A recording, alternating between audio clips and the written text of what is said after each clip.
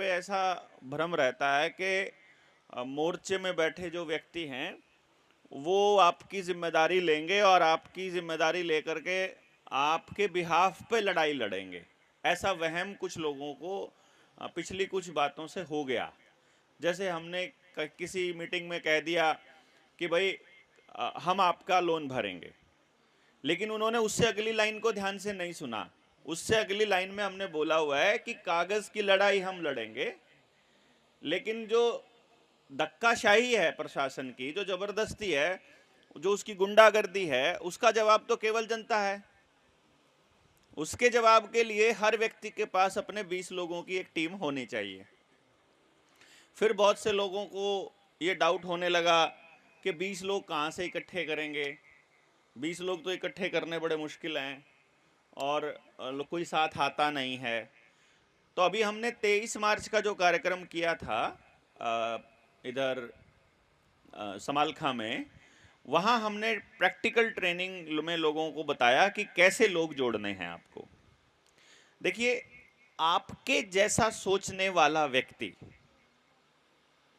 आपको ढूंढना है, वो आपको घर पे बैठे तो नहीं मिलेगा कि नहीं। मेरे चाचा जी मुझे एक बात कहते थे, मैं नया नया गांव छोड़ करके गया 10वीं के बाद। 10वीं मैंने अपने गांव के सरकारी स्कूल से की, तो 11वीं में शहर में पढ़ने के लिए भेज दिया। तो मेरे चाचा जी ने मुझे एक बात बोली, मैं आपको वो बताता हूँ, उसको थोड़ा ध्यान से सुनना। उन्होंने बोला, जा रहा है वहां सभी तरह के बच्चे मिलेंगे और अपने से कमजोर बच्चे के साथ दोस्ती मत करना, अपने से होशियार के साथ करना। तो मैंने कहा उसका फायदा क्या होगा? बोला कि उसका फायदा ये होगा कि तुझे कभी भी पढ़ाई में कोई दिक्कत आएगी तो तुझे वो बंदा मदद कर देगा। उन्होंने तो बड़ा अच्छा सोच के बोला था।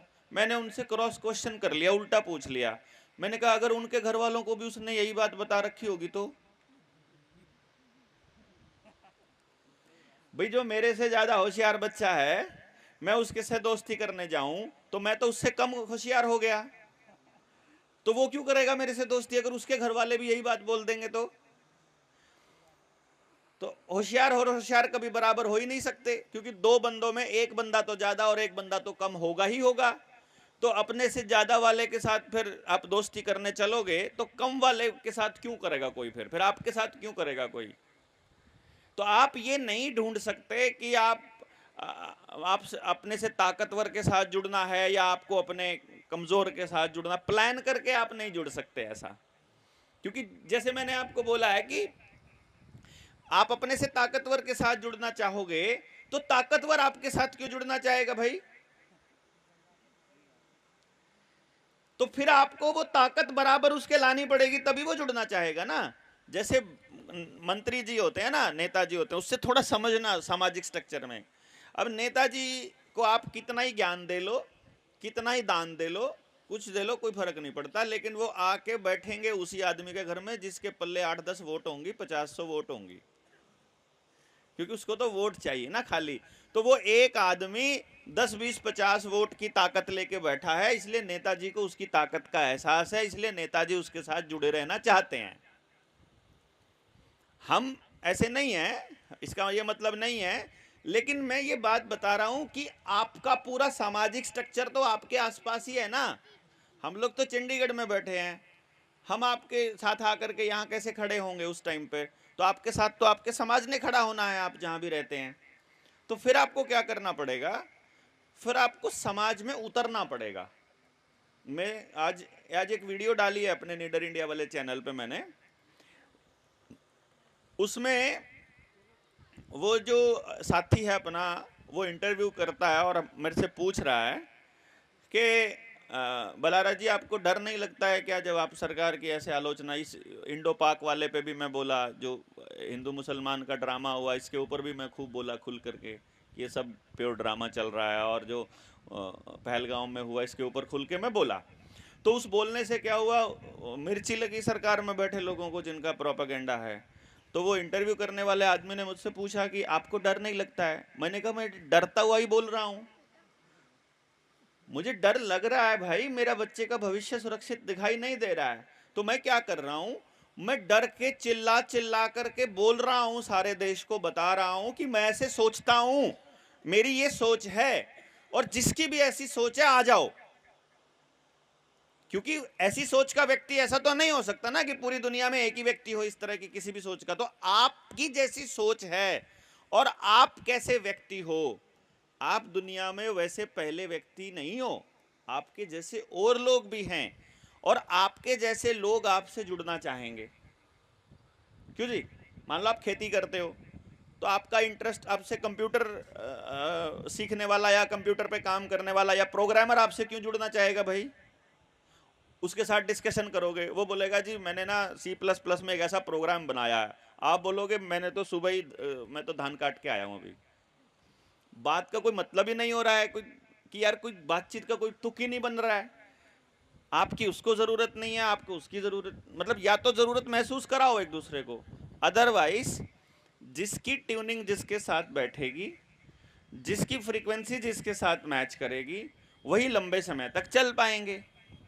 तो पहले आपको अपनी फ्रीक्वेंसी के, अपनी सोच के अपने जैसे लोग ढूंढने पड़ेंगे, और इसका एक सिंपल सा फंडा है, आप 100 लोगों से बात करोगे तो आपको यदि ऐसे 3 लोग मिल जाते हैं तो आपका प्रयास सफल है। 3% का रेट मैक्सिमम होता है। कोई भी देश में क्रांति होने के लिए यदि आपकी बात उस देश की 1% जनसंख्या तक पहुंच गई है तो आप उस क्रांति के सूत्रधार हो सकते हो। यदि उस क्रांति की बात 2% लोगों तक पहुंच सकती है तो आप उस क्रांति को लीड करने की पोजीशन में हो। यदि वो बात 3% लोगों को समझ में आ गई है तो आप वो क्रांति 100% कर दोगे। यानी 3% का आंकड़ा है ये, 100 में से 3, यानी अगर अपने 100 लोगों से बात करने के बाद 3 लोग आपके साथ खड़े हैं तो आपका पास है। यानी कि मान लो आप लोग खड़े हो, आप में से अगर 5-6 लोग हमारे साथ आ जाते हैं, आप कहते हो कि भाई देखो, कुछ लोग ऐसे होंगे उनका लोन का मसला था, उनको पता लगा भाई जनता सरकार मोर्चा ऐसा काम करता है, उन्होंने अपना लोन का आवेदन लगाया, उनका पीछा नहीं छूटा बैंक वालों से, तो वो साथ साथ रहेंगे। जिस दिन पीछा छूट जाएगा घर पे बैठ जाएंगे। उनको कोई मतलब नहीं देश में क्रांति से, जनता सरकार मोर्चा के उद्देश्य से, जल जंगल जमीन जानवर जन से, शिक्षा स्वास्थ्य न्याय राजनीति खेती धर्म, उनको कोई मतलब नहीं। उनको मतलब था अपना ओहो हो गया। लेकिन कुछ लोग ऐसे भी मिलेंगे इस यात्रा में जो एक बार आएंगे, 2 बार आएंगे, 3, कुछ लोगों को समझ बार दूसरी बार में आएगा, कुछ लोगों को समझ तीसरी बार में आएगा, कुछ लोगों के दिमाग में डाउट रह जाएगा, वो फिर भी जुड़ना चाहेंगे, और फिर उसके बाद वो खुद उस कमान को अपने एरिया में अपने जगह पर ले लेंगे। तो असली जो काम इस वक्त हम जो कर रहे हैं वो यही कर रहे हैं कि पहले हमको वो लोग तो मिल जाएं जो अपने अपने एरिया में उस चीज को अमली जामा पहना लें। क्योंकि मैं जब इस एरिया में आया हूं, आपके इस क्षेत्र में आया, तो मैंने देखा कि आपके यहाँ पर अभी आप लोग बचे हुए हो, बहुत बड़े लेवल पर बचे हुए हो यहाँ के लोग। मैं यहाँ के लोगों की बात कह रहा हूँ। यानी अभी उतनी आधुनिकता एंटर नहीं की है, उतना दिखावा अभी उस लेवल पर नहीं प्रवेश किया है। तो अभी कर्जदारों की संख्या अभी यहाँ पर कम है। कर्जदारों की संख्या कम है तो भाईचारा और पंचायती सिस्टम अभी है। लेकिन अभी बिजली आ गई है, मेरे ख्याल आप बता रहे थे कि 5-1 साल पहले बिजली आई है यहाँ इस एरिया में। ठीक है, तो बिजली देने के पीछे पर्पज क्या है? बिजली से आपको होगा क्या? बिजली से आपके मोबाइल चार्ज होंगे, बिजली से आपके घर में टीवी का जो कल्चर है वो पहुंच जाएगा। टीवी का कल्चर पहुंच गया तो आपकी बहू बेटियों को, आपके बच्चों को आपस में चैटिंग करने का मौका मिल जाएगा। जो पूरी दुनिया में अधनंगा नाच चल रहा है वो देखने का मौका मिल जाएगा। उससे आपके बच्चों का दिमाग जो है, जो इतना, अब हमारा ही दिमाग सही गलत का फैसला नहीं ले पाता है, बताओ, सोचो ना। आज अगर इस पूरे देश के स्ट्रक्चर को ढूंढोगे, ध्यान से देखोगे, तो बहुत से लोग आपको ऐसे मिलेंगे। मैंने जब रिसर्च करी थी, अपने बच्चों वाली रिसर्च की थी, तो उसमें मैंने कुछ बच्चों पे मैं काम कर रहा था। तो अभी की बात है, मैंने अपनी किताब में पूरी लाइन लिखी अपनी उस रिसर्च के बारे में, कि मैं जब ये पता करने चला गया कि किसी भी बच्चे को अपने जीवन में क्या करना चाहिए ये बात उसे कौन बताएगा? भाई या तो वो प्रेरणा उसके बाहर से आएगी या अंदर से आएगी। अंदर से तब आएगी जब वो पूरी तरह से प्रकृति के साथ कनेक्टेड हो, या फिर इतना समझदार हो, या बचपन से सारी तरह का ज्ञान उसे मिल गया हो। अंदर से तो तब आएगी। और बाहर से आने के रास्ते क्या क्या हैं? एडवर्टाइजमेंट से आ जाए, टीवी से आ जाए, नेताजी बता जाएं, स्कूल का अध्यापक बता दे, या कोई काउंसलिंग सेशन या सेमिनार चल रहा हो वहाँ पर उसका चर्चा हो, या इसी तरह की चीज़ों में वहाँ से पता चल। यही तरीका है ना। माँ बाप भी बता देते हैं कई बार बच्चे को कि तुझे क्या करना चाहिए, कहाँ पे दाखला लेना चाहिए, कौन से कॉलेज में। तो मैंने कहा चलो एक काम करते हैं, पहले इन चीज़ों को देख लेते हैं। नेताजी को आपके बच्चे की ज़्यादा फिक्र है कि आपको ज़्यादा है? नेताजी को नहीं है। चलो अभी टीचर पे आ जाते हैं। दो तरह के टीचर हैं, एक सरकारी एक प्राइवेट। सरकारी की तनख्वाह फिक्स है, उसको कोई मतलब नहीं है क्या रिजल्ट आ रहा है क्या नहीं आ रहा है, ठीक है जी। और प्राइवेट को अपना धंधा चमकाना है, उसको ट्यूशन पढ़ानी है। वो चाहता ही है कि आपका बच्चा ज़्यादा उड़े ना उसकी ट्यूशन के बिना। चलो इसका मतलब है कि वहाँ पर भी चांसेस कम है कि वो आपको सही निर्णय देगा। बोर्ड बाजार से अगर कोई एडवर्टाइजमेंट आ रही है, टीवी से एडवर्टाइजमेंट आ रही है, वो तो आदमी को बाजारू बनाने के लिए ही है, वो भी सही रास्ता नहीं दिखा सकती। फिर लास्ट में सबसे ज़्यादा ज्ञान, सबसे ज़्यादा अच्छी नॉलेज या सबसे ज़्यादा बढ़िया गाइडेंस कौन देगा? फिर माँ बाप बच्चा। वही उससे सबसे ज़्यादा प्यार भी करता है, बच्चा उसी के साथ रहता भी है, और बच्चे को बता रहा है उसके माँ बाप। अब मैं माँ बाप के ऊपर आता हूँ। तो जब मैं इस रिसर्च को आगे लेकर के जा रहा था, तो ये बात है सन 2018 की, 18 से पहले, जब इस पे मैंने थोड़ा सा काम करने की कोशिश की थी कि माँ बाप अपने बच्चे को करियर से संबंधित कितना सही निर्णय लेकर के दे सकते हैं। और टीचर्स पे मैंने ये रिसर्च की थी सन 2012-11 में, 11-12-13 में, क्योंकि उस वक्त मैं सरकारी टीचर भी था तो प्राइवेट टीचर्स के साथ में भी मैं टच में था। माँ बाप से पूछा मैंने कि पहले तुम अपनी जिंदगी के निर्णय बताओ, तुमने कितने कितने कैसे कैसे कर रखे हैं। पहला बताओ अपना जीवन साथी चुनने का निर्णय, मतलब सही निर्णय था, क्योंकि नाम नहीं लिख रहा था तो उनको अपनी प्राइवेसी का उजागर होने का खतरा नहीं था। तो मैं उनको बोल रहा था खुलकर बोल सकते हो, इस पर कोई नाम फोन नंबर कुछ नहीं लिखा, तुम बस अपनी इनपुट दो बस। 95% से ज्यादा लोगों ने अपने जीवन साथी का चयन गलत बताया। भाई जिसके साथ वो अभी जीवन बिता रहे हैं, जिसके बच्चे को वो पाल रहे हैं, वो जीवन साथी, मतलब उसमें माँ भी आ गई बाप भी आ गया। लेकिन वही माँ बाप को जब मैं सामाजिक जीवन में देखता हूं तो वो इस तरह बात करते हुए मिलते हैं कि तुझे तो मैंने ही झेल लिया, नहीं तो तेरे को कोई और झेल भी नहीं सकता था। और सबके साथ ये हो रहा है। आपको भी सेम डायलॉग सुनने को मिलता होना, मेरे को भी मिलता है ये। मेरे वाले भी मेरे को बोलती है तेरे को मैंने ही झेल लिया और किसी के बस की बात नहीं थी। ठीक है। तो अब 95% पेरेंट्स का डिसीजन अपने जीवन को लेकर के गलत हो गया। जीवन का बड़ा निर्णय है ये शादी। फिर दूसरे नंबर पे आता है कि तुम जो काम करते हो, मैं आप ही से भी पूछने लगूंगा ना अभी, कि जो आपकी तनख्वाह है 1 रुपया इससे कम नहीं होगा, इसकी गारंटी अगर मैं ले लूं। और जो आपको जीवन में भत्ते या जो सुविधाएं आपको मिलनी है इस काम से, जो आप अभी कर रहे हो, जो भी कर रहे हो, कोई बिजनेस कर रहा है, कोई नौकरी कर रहा है, कोई दुकान कर रहा है, कोई कुछ भी कर रहा है, कि 1 रुपया भी कम नहीं होगा, कोई सुविधा कम नहीं होगी, जो पूरी जिंदगी आपको मिलना था वो मिलेगा। आप तो सरकारी नौकरी पर हो, आप प्राइवेट पर हो, आप बिजनेस करते हो। अब मुझे ये बताओ कि जब यही सारी की सारी सुविधाएं आपको मिलती हो सेम, तो आप यही काम करना चाहोगे या अपनी मर्जी का कुछ और करना चाहोगे? मैं 100 इसलिए नहीं बोलता, हो सकता आप में से एक आधा कह दे कि मैं अपनी पसंद का काम करता हूं। 9 सबने बोला था, ये असली बात तो ये थी। लेकिन क्योंकि पब्लिक प्लेटफॉर्म से बोलना 100% थोड़ा एक बड़ा नंबर हो जाता है, मतलब 95% से ज्यादा लोगों ने ये बोला कि हम जो कर रहे हैं इसे छोड़ना चाहते हैं? आप में से भी कितने लोग हैं जो कर रहे हैं, छोड़ना चाहते हैं? ईमानदारी से हाथ खड़ा कर, क्योंकि कहीं पर रिकॉर्ड नहीं हो रहा है, मेरे मोबाइल में ही हो रहा है, खाली ये मेरा ही हो रहा है, मेरी तरफ, ये किसी की तरफ नहीं है। मतलब ज्यादातर लोग छोड़ना ही चाहते हैं, बाकी के लोग उसी चीज को कंटिन्यू नहीं करना चाहते जो भी वो कर रहे हैं। इसका मतलब माँ बाप के तौर पर जो जीवन का एक बड़ा हिस्सा, देखो सोने के अलावा आपका जो काम है उस पे आप सबसे ज्यादा समय बिताते हो, है ना? जो भी काम आप करते हो, कोई नौकरी करता है तो 8 घंटे 10 घंटे ऐसा करके आप बिताते हो उसके ऊपर। तो जीवन का एक बड़ा हिस्सा आप वो काम करने पे बिता रहे हो जहां आपका निर्णय गलत हुआ पड़ा है।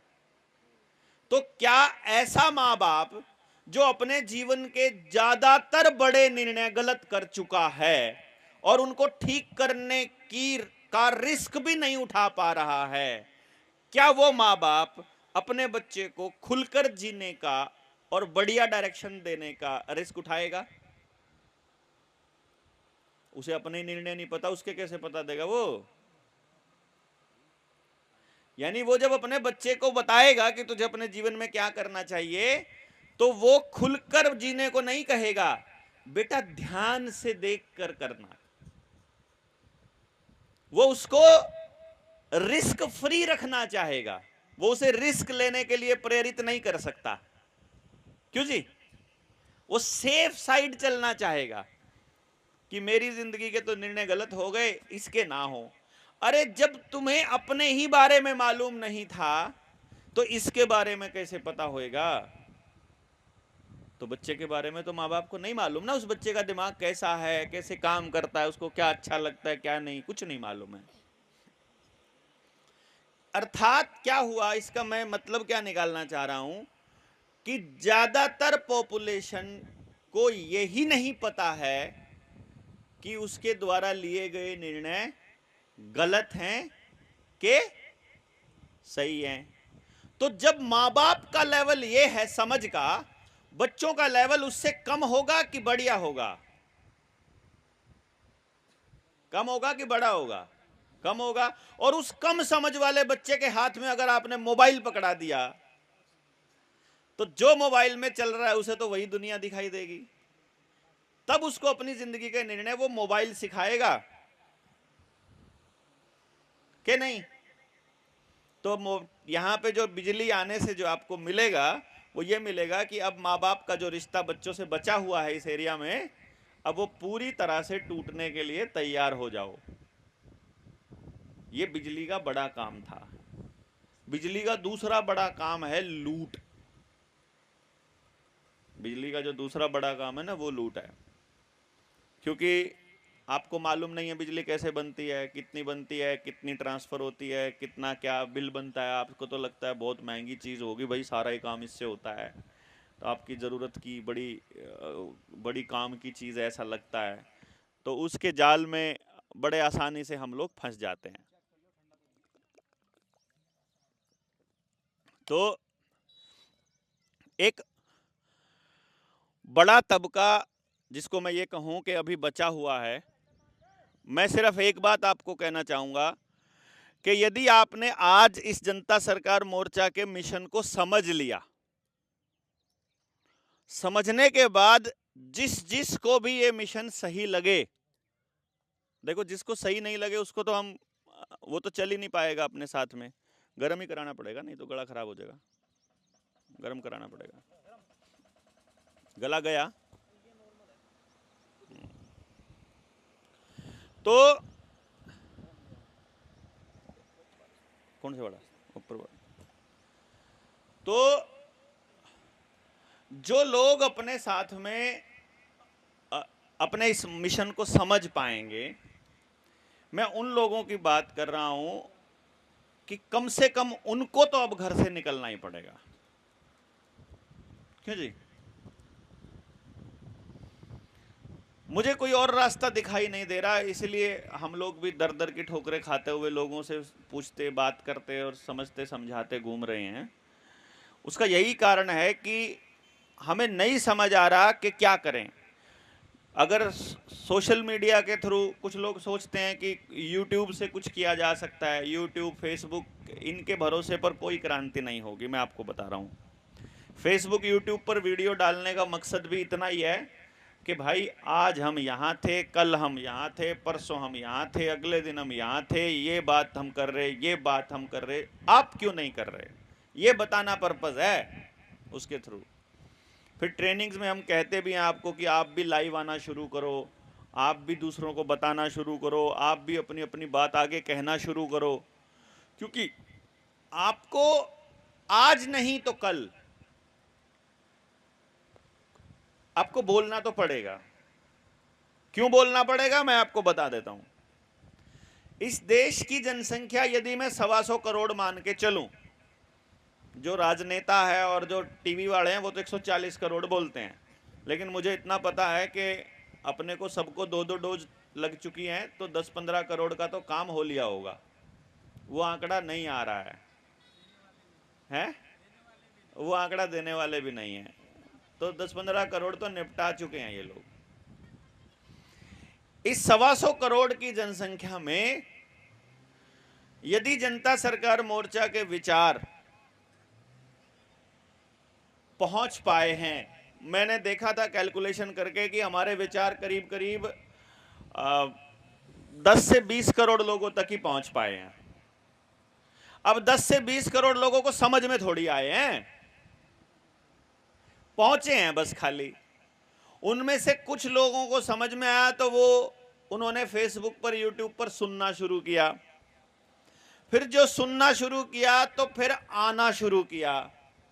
तो पिछली ट्रेनिंग्स में, यानी लगभग 50 ट्रेनिंग्स अपनी अगर जनता सरकार मोर्चा की हो चुकी हैं, तो इन 50 ट्रेनिंग्स के अंदाजे में आप पहली 50 ट्रेनिंग के लोग हो। नहीं समझे आप बात मेरी? समझ रहे हो ना? फिर भी आप पूरे देश के मुकाबले पहली पंक्ति में ही खड़े हो। तो जब कभी बोलना पड़ेगा तो आप ही को सबसे ज्यादा बोलना पड़ेगा। तो वो आज बोल लो, 6 महीने बाद शुरू कर लेना, साल बाद कर लेना, 2 साल बाद कर, आपकी मर्जी, लेकिन बोलना तो शुरू करना पड़ेगा। बहुत से लोग मिले अपने को जो कर्जे वाले मसले पर मिले थे शुरू में। पहली बार हमने जब बात करी तो बातचीत करके ये लगा उनको, मेरे को बोला उन्होंने कि देवेंद्र भाई हमको बोलना नहीं आता। तो मैंने कहा शुरू करोगे तो आ जाएगा। उन्होंने कहा नहीं, हमें कोई बोलना नहीं आता। उनके घर में कुड़की का कोई आदेश आ गया कि भाई डीसी आएगा कल, तहसीलदार आएगा और आपको किसी को भेजना पड़ेगा। मैंने कहा भाई मैं नहीं भेजूंगा, तुम्हें खुद ही बोला बोलने वाला एक भेज दो। मैं कहा मैं नहीं भेजता, मैं किसी को नहीं कहता, अपने डिस्ट्रिक्ट वालों से बात करो। तो बोला एक बार भेज दो बस। मैंने कहा तुम अगली बार फिर बुलाओगे यार, फिर अगली बार बुलाओगे, इसी काम पे थोड़ी बैठे रहेंगे बोलने वाला। तुम बोलना सीखो ना, तुमको ट्रेनिंग क्यों दिया? तुमको बोलना सिखाने के लिए तो दिया। बोला बस एक बार भेज दो, अगली बार तक मैं सीख लूंगा बोलना। मैंने कहा तुम्हारे पास 3 दिन है अभी, ट्रेनिंग को 3 बार देखना पड़े, 4 बार देखना पड़े, 6 बार देखना पड़े, एक बार देख लो, देख करके अच्छे से नोट्स बना लो, सवाल है तो पूछ लो, वो पूछ लो, उस पे मैं तुम्हारे ऊपर 5 घंटे खराब करने को तैयार हूं सवाल जवाब पे, लेकिन आदमी नहीं भेजूंगा। फिर मैंने साथ में टीम वालों को बोल दिया, मैं कहा यार चले जाना 1-2। मैंने उसको बोला तो ये है कि मैं किसी को भेजूंगा नहीं, लेकिन 1-2 उसकी मदद तो करना एक दूसरे की। और वो ऐसा हुआ कि जब वो तहसीलदार आ रहा था तो सबसे आगे खड़ा होकर के खुद ही बोल रहा था। अगर उसको ये बता देते कि तुम्हारे लिए हम बोलेंगे तो वो कभी बोलना नहीं सीखता। जिस दिन बिल्कुल गर्दन तक आ जाएगा तब तो बोलोगे, तो बोलना तो पड़ेगा एक दिन। तो अभी सीखना शुरू कर लो, तब तक जरूरत पड़ेगी, तब तक तो क्या पता आप बोलने के मास्टर हो जाओ, है? और फिर किसी और के लिए थोड़ी बोलना है, अपने ही बच्चों को बचाने के लिए तो बोल रहे हैं ना। मैं कोई आपके बच्चों को बचा, मैं आपको मकान बचाने का मेरे को क्या मतलब फिक्र पड़ी है बताओ भाई? मेरे क्या लगते हो आप? कोई रिश्तेदारी नहीं, कोई जान पहचान नहीं, कोई अपना कोई और लेना देना नहीं, कोई आपके भरोसे पे मेरी जिंदगी चलती नहीं। मुझे यहाँ से दिहाड़ी कमानी नहीं, पैसा कमाना नहीं, कोई वोट लेनी नहीं, कोई राजनीतिक मेरे दायित्व नहीं, कोई मेरी जबरदस्ती सामाजिक भी नहीं। वो तो जहाँ मैं रहता हूँ वहीं है मेरी, तो मेरी यहाँ आपके पास क्या सामाजिक जबरदस्ती, कुछ भी नहीं ना। फिर मैं क्यों आया? क्योंकि मुझे ये पता है कि अगर ये एरिया बर्बाद होगा तो इसके साथ लगता भी होगा, वो होगा तो उसके साथ लगता भी होगा। तो एक दिन आंच मेरे एरिया में भी आनी आनी है भाई। तो जहां सुधार होने की संभावना हो रही है पहुंच जाओ बस। जहां भी मौका लगता है 4 लोग इकट्ठे होने की और बोलने की हिम्मत रख पा रहे हैं, पहुंच जाओ। शुरू शुरू में पहुंचोगे ना, होगा क्या, शुरू शुरू में आपको बहुत से मतलबी लोग मिलेंगे,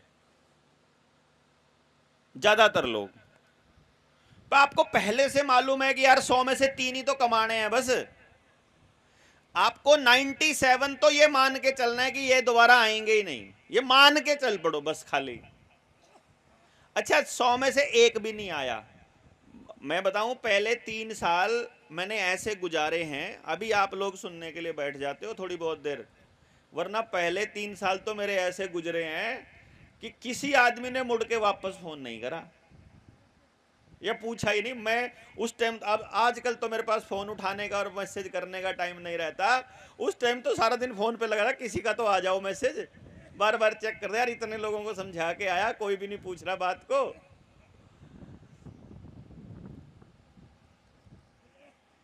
तो शुरू शुरू में जो लोग आपके साथ जुड़ेंगे जरूरी नहीं है कि वो आपके विचार से पूरी तरह से सहमत हो जाएं, क्योंकि पूरी बात का शायद उनको पता भी नहीं होगा। मान लो अगर पूरे देवेंद्र बल्हारा को समझने के लिए भी आपको बड़ा समय लगेगा, एक ही व्यक्ति को, और उसके विचारों के लिए भी आपके साथ उसको, क्या पता यहाँ स्टेज से बोलने वाले पॉइंट्स कुछ और हैं और रियलिटी में उससे आगे की बात सोच रहे हो सकता है उतनी भी नहीं सोच रहे हो। दोनों तरफ की बात है, क्या पता उससे ज़्यादा सोच रहे हो, क्या पता उतना सोचने की बात ना हो, सिर्फ बोलने की बात हो। तो मेरा कहने का अर्थ ये है कि असलियत में आपको अपने साथ चलने वाले लोगों का पता तब चलेगा जब थोड़ी बहुत दूर उनके साथ चल लोगे। क्यों? थोड़ी बहुत चलोगे तभी तो। मान लो आपको यहां से जाना है 500 किलोमीटर और पहले 100 किलोमीटर में अगले बंदे ने अपने रंग दिखा दिए। अब आप तय कर लो भाई अगले 400 किलोमीटर इसको झेलना है कि नहीं झेलना है। इसके साथ अगले 400 किलोमीटर निकल सकते हैं कि नहीं निकल सकते हैं। निकल सकते हैं तो जैसे तैसे निकाल लो, और अगर नहीं निकल सकते हैं तो वहीं जयराम जी की कह के या अकेले चल पड़ो या दूसरा हम सफर ढूंढ लो। क्यों? तो वो आवेदन वाला जो मसला है वो बहुत मैं समझता हूं कि बड़ा मसला नहीं है। आपका आवेदन लग जाएगा। आपका ये एरिया जो है ये बचा हुआ है और इस एरिया को बचाए रखने के लिए यहाँ पर चर्चा चालू करनी पड़ेगी। जैसे आज मैंने एक लाइन बोल दी कि बिजली खराब है, अभी तो एक ही लाइन बोली ना कि बिजली का एक नुकसान है, तो अभी कोई उठ के खड़ा हो जाए, कोई सरकार का या कोई और विकास जो इसको विकास मानता हो वो खड़ा हो जाए। ऐसे कैसे कह सकते हो आप? साइंस में हमको तो बचपन से ना, आप लोगों ने अगर ध्यान दिया हो, हम लोगों को प्रोग्राम किया जाता है, हम लोगों की प्रोग्रामिंग की जाती है, इसको प्रेडिक्टिव प्रोग्रामिंग बोलते हैं। उस प्रोग्रामिंग का बड़ा हिस्सा क्या कहता है कि आपको स्कूल के दौरान, जब आपकी स्कूल में पढ़ाई चल रही है उस दौरान आपको एक प्रस्ताव लिखने को दिया जाएगा। जैसे आजकल बच्चे जो स्कूल कॉलेज में पढ़ते हैं ना, इनके कंपटीशन में क्लाइमेट चेंज और ग्लोबल वार्मिंग एक कॉन्सेप्ट डाल देंगे। अब ये बच्चों को क्या पता क्या होता है क्लाइमेट चेंज और ग्लोबल वार्मिंग, तो ये या तो टीचर से पूछेंगे या फिर गूगल पे जाएंगे। गूगल पे जाएंगे तो गूगल पे तो उन्हीं का लिखा हुआ आर्टिकल पड़ा हुआ है, तो आपको दूसरा तो कॉन्सेप्ट पता ही नहीं है ना। अभी ये एरिया में ग्लोबल वार्मिंग नाम की कोई चीज़ मुझे दिखाई नहीं दे रही, या है यहाँ पे कोई? नहीं है। क्यों नहीं है? क्योंकि ज़्यादातर एरिया कच्चा है, ज़्यादातर एरिया कच्चा है। सीमेंट अभी इस लेवल पर एंटर नहीं किया है। जैसे ही सीमेंट वाले तारकोल वाले रोड चौड़े हो जाएंगे, जैसे ही गांवों में सीमेंट पक्की हो जाएगी, जैसे ही चारों तरफ पक्का पक्का पक्का पक्का पार्ट हो जाएगा, आसपास गर्मी ज़्यादा होनी शुरू हो जाएगी। ज़्यादा गर्मी शुरू हो जाएगी तो दोपहर में निकलना, खेत में काम करना बंद कर देंगे। काम करना बंद कर देंगे तो आपको मशीनों की ज़रूरत पड़ेगी, मशीनों की ज़रूरत पड़ेगी तो आपका खर्चा ज़्यादा होगा, खर्चा ज़्यादा होगा तो आपको कर्जा लेना पड़ेगा, कर्जा लेना पड़ेगा तो आपका मकान और ज़मीन वहाँ गिरवी रखनी पड़ेगी, मकान और ज़मीन गिरवी रखे तो गाँव को खाली करने का रास्ता मिल गया बैंकों को। एसी भी तो लाना पड़ेगा ना, सब पक्का हो जाएगा तो फिर आपको सब कुछ। आप हमारे एरिया में जाके देखो, मैं आपको बताता हूँ। सचिन मेरे साथ में है, सचिन का जो एरिया है और हमारा जो एरिया है, और इधर विकास भाई बैठे हैं, इनका एरिया है, 3 लोग बैठे हैं। मैं इन तीनों के एरिया को कंपेयर करता हूँ। मैं करनाल जिले से हूँ और सचिन का एरिया और मेरे एरिया के बीच में जमुना आती है, बीच में जमुना नदी है। इनके एरिया में बड़े रोड अब तक नहीं पहुंचे हैं, और जो मतलब इनसे थोड़ा इधर आ जाओ, शामली और इधर वो जहाँ पे हमारा वो कार्यक्रम हुआ था, ट्रेनिंग हुई थी, गंगो के एरिया में, वहाँ पे इतनी हरियाली, इतने पेड़, चारों तरफ कच्चा ही कच्चा। क्योंकि रेत की क्या खासियत होती है कच्चे की, कि वो जल्दी गर्म होता है तो जल्दी ठंडा भी होता है। अब अच्छा, गर्मी का एक स्टाइल है, गर्मी का एक तरीका है कि सूरज जब 12 बजे पूरा पीक पे होता है तब गर्मी नहीं होती है। गर्मी होनी चाहिए तो 2 या 3 बजे के आसपास गर्मी होती है ज़्यादा, क्योंकि जब वो हीट जब ज़मीन पे पड़ के रिफ्लेक्ट करती है तब वो गर्मी होती है, ठीक है, उसे जब हवा को गर्म करती है। और 4 बजे के बाद ठंडक होनी शुरू हो जाती है। तो घंटा 2 घंटे की ही गर्मी होती है बस, खाली गर्मी के मौसम में, फुल गर्मी के मौसम में भी, और उसका भी नुकसान कोई नहीं होता है। वो आपके मच्छरों को मारेगी, वो आपके दूसरे जीव जो और मतलब नमी की वजह से जो कीटाणु होते हैं जो नुकसानदायक है, उन्हीं को मारने का काम लू करेगी, गर्मी करेगी, उसका कोई ज़्यादा नुकसान होता नहीं। जिस जगह पर गर्मी होगी उस जगह पर आपको संसाधन भी वैसे दिए होते हैं कि उस गर्मी से पीछा छुड़ाने का रास्ता क्या है। आपके यहाँ तो मैंने भांग देखी है खूब, ठीक है ना, कोई चक्कर नहीं है, अपना रगड़ो और अपना 2-4 पत्ते खा लो, टेंशन फ्री अपने आप ही हो जाओगे। वो नशा नहीं है, वो जो बीड़ी में तंबाकू में डाल के पीते हैं वो नशा बन जाता है। ऐसे डायरेक्ट आप उसके पत्ते खा लोगे, वो औषधि है, वो दवाई है बेसिकली। और इसीलिए सरकार उसके ऊपर राउंड अप मरवा के उसको जला देती है कि ये गलती से ठीक रहना शुरू कर दिया तो गड़बड़ हो जाएगी ना, फिर दुकानदारी, डॉक्टरों वाली दुकानदारी नहीं चलेगी, तो बीमार रखना जरूरी है, ठीक है ना। अभी आपके यहाँ बिजली नहीं थी तो टीवी नहीं था, टीवी नहीं था तो वैक्सीन नहीं आई, वैक्सीन नहीं आई तो बीमार नहीं है घरों के अंदर कोई भी। क्यों? मैंने देखा है कि ठीक ठाक लोग यहाँ पर बढ़िया तरीके से हैं।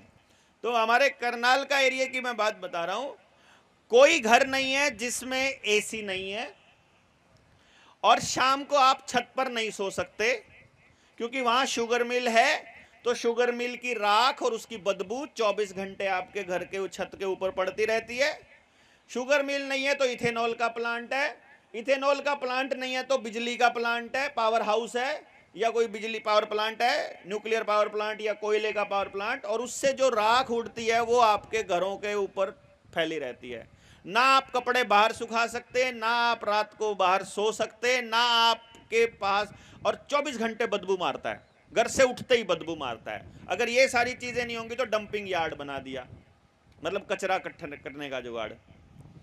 अभी मैं जब इस गांव में जब हूं ना बैठा, तो इस गांव की मैं खासियत क्या देख रहा हूं कि मेरे ख्याल से अगर दुकान से कोई प्लास्टिक का वेस्ट आ गया तो आ गया, नहीं तो जिसके घर में डंगर है उसके घर में तो एक सिंगल चीज भी वेस्ट नहीं जाती। डस्टबिन की तो जरूरत नहीं पड़ती ना,